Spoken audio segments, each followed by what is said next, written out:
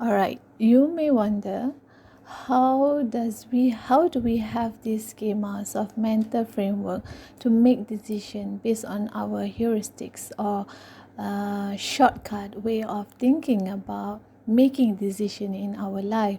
So you may wonder, where does this all come from?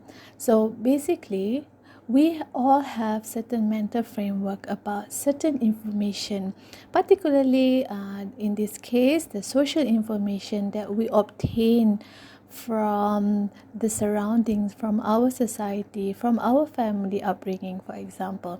So this mental framework is called schemas. All right, it centers on a specific theme that help us to organize social information.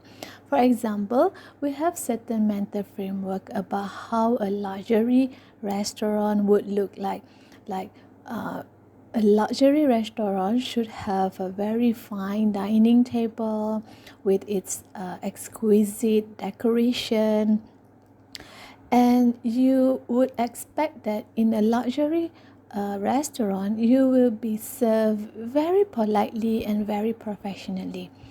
uh, and you might have a certain mental framework of how to behave in a luxury restaurant, in contrast with the restaurant outside. For example, kedai mama, you don't have to be polite in kedai mama, you don't have to be in a certain behavior, or you might see the waiter or waitress of kedai mama different with the waiter and waitress in a luxury restaurant. So these are the mental framework that has been organized or centered in your brain in terms of organizing social information.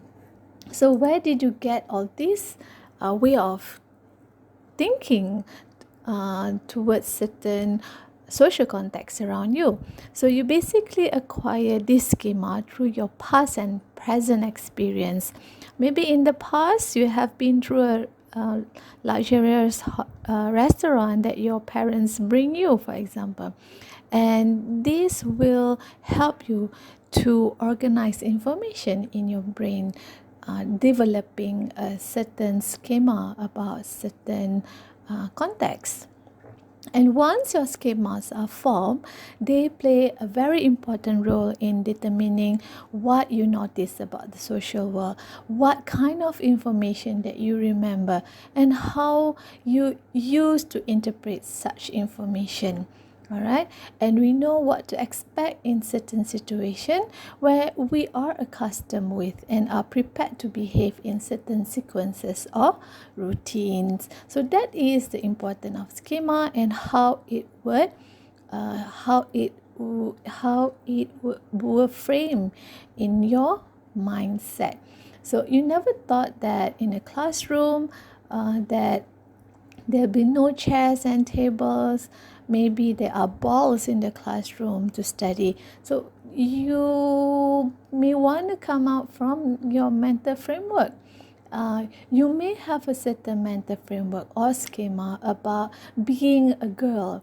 Okay, when you were brought up, you can only see girls working in the kitchen while the boys are watching TV and have fun playing games, for example, and the girls are very busy in the kitchen trying to prepare your meals, washing all the dishes. So when you grow up seeing the difference between how your family treat girls and boys differently, it would set in your mental frame about being a girl and being a boy, and how you notice about how people treat boys and how people treat girls differently. So this is the schema that it built in your mental framework, or this is what we call mental framework. It is schema. So how does schema impact on your social cognition? Basically, schema can have influence on the way you think, the way you want to give attention to certain things, your attention.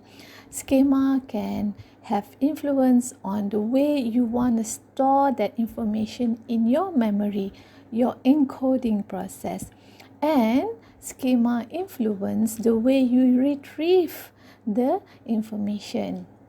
So basically, you are supposed to know what to expect in certain kind of information or situation, and you are prepared to behave in certain way. You might want to see people who have mental framework about cleanliness. They might not know how to clean, so every time they have rubbish, they just throw away. And some people, from the way they were brought up, if people throw things in the rubbish, okay, not in the rubbish bin, you would help and pick it up. But some people may not have learned it such a way, so they just ignore that kind of action.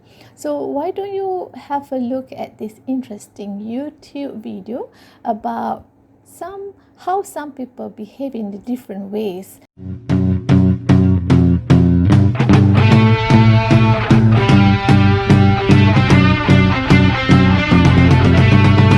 Oh, now it happened again, but I thought with all my strength.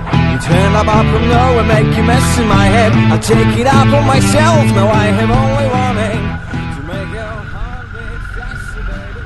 It's a challenge for my dirty clock. Now that you have a certain framework about certain situation, can you change it? Can you get rid of this kind of schema? All right, so we call it priming. All right, so let us look into what is priming, which schemas that guides our thought.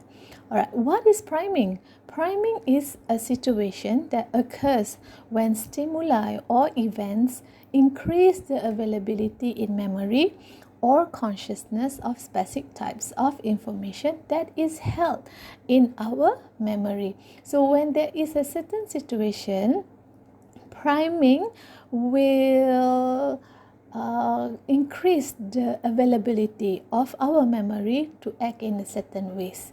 So when we see certain situation, priming is the one who is responsible to make us aware of how action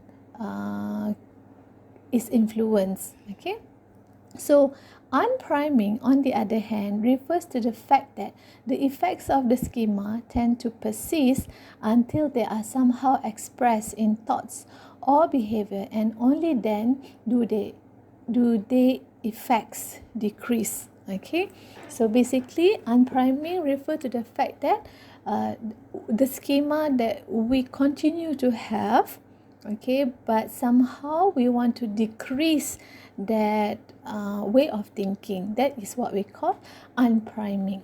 Okay, so let us look into schema persistence, how certain mental framework can be persistent, can continue to affect us in the long run. Okay, and why even discredited schemas can sometimes influence our thoughts and behavior. Some of the schema that we don't want to have in our mind still continue to affect our behavior. All right, so schema can often be resistant to change because we have certain mental framework, so we tend to believe in our certain framework and we don't want to change. That is what we call resistant to change.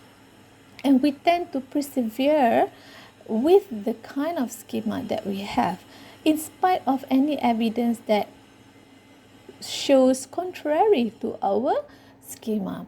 So when we have schema and we don't want to change the way we think, okay, in terms of our mental framework, it can lead to prejudice and stereotyping. So this is known as perseverance effect, meaning that the schema want to be continued, want to be persistent and persevere. So that is what it is called, perseverance effect. It is referring to the unchanged thought even when we face contradictory information. So it can be sometimes self-fulfilling as well. For example, when you were brought up in a family where girls are always in the kitchen, Okay, and when you grow up and suddenly you were told to, as you grow up seeing this, and you are a male, for example, and you can see your sisters always in the kitchen helping your mother, always do the house chores, and you as a boy just leave your plate on the table, let the girls wash the dishes and clean up the kitchen, do the laundry, and do all the stuffs at home.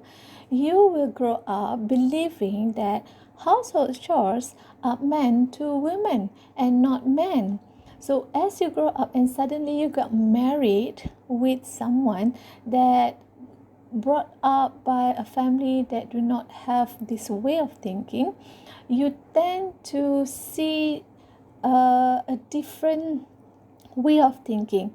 Okay, you still don't want to change your thoughts about women having to do work in the kitchen, while you have seen different things that occur in your spouse, for example.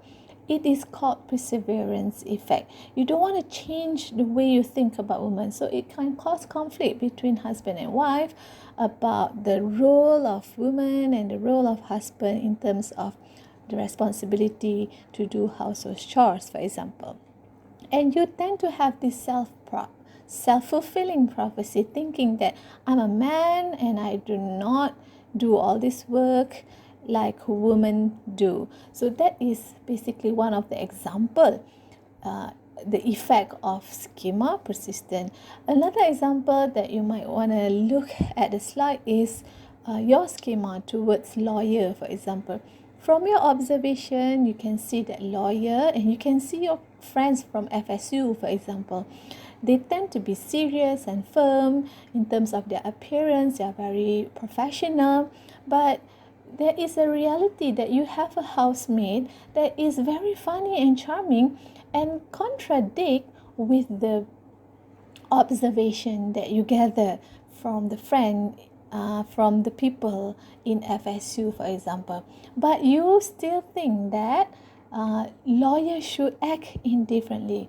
Okay, so that is what we call perseverance effect, due to your mental framework that is unprimed. You still prime to use certain way of schema in terms of understanding things around you.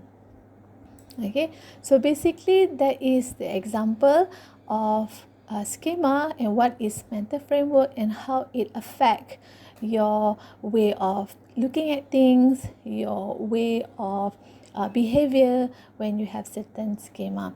So basically, when you have schema, you usually engage in automatic processing in terms of observing your social environment. So there is a difference between automatic processing and controlled processing. Automatic processing occurs when, after an extensive experience with the task or type of information, we reach the stage where we can perform the task or process the information in a seemingly effortless, automatic, and unconscious manner.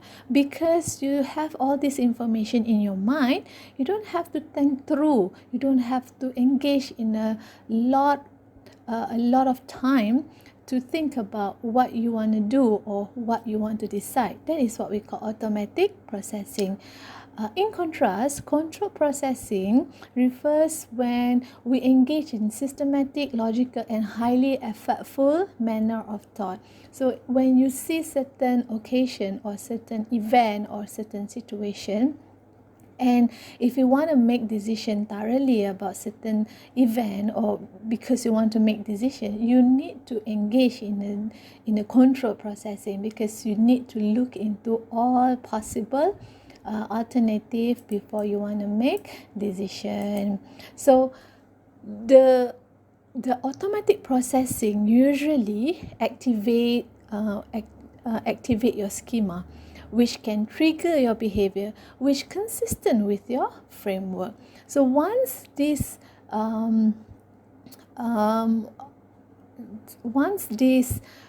automatic processing is activated, schemas may also trigger motivated behavior, to prepare for interacting with the person or group who are the focus of this schema. So basically, when you have schema towards,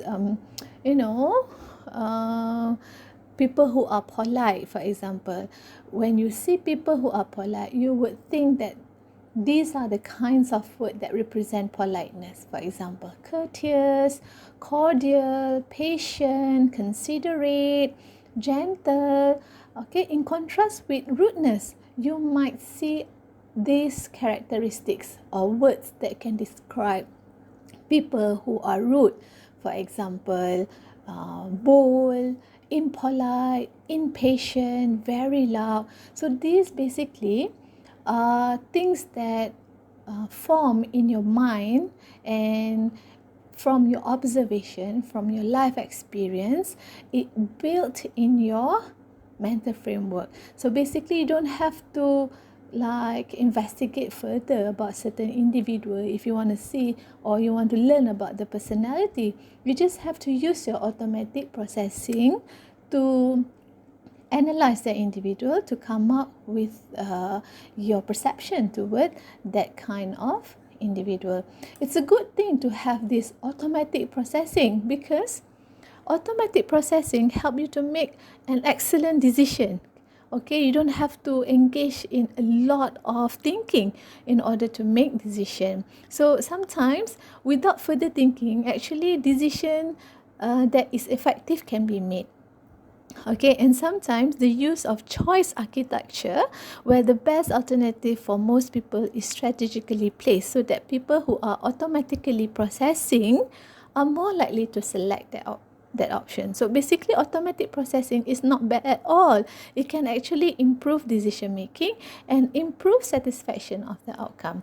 However, you need to know there are many potential pitfall of having this automatic process of thinking.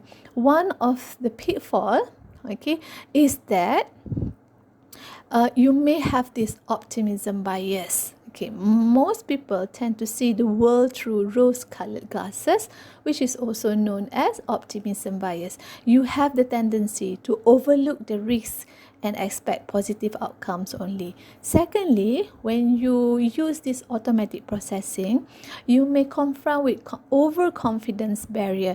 You have the tendency to be more confident in the accuracy of your judgment than whether it is reasonable or not. Or the third pitfall is you may have face errors of omission. When you engage in automatic processing, there might be certain relevant that is information that you did not think through. So basically, these are the pitfall of automatic processing and result in the development of your schema. And this mental framework that you have also can affect the way you make decision based on your automatic processing techniques.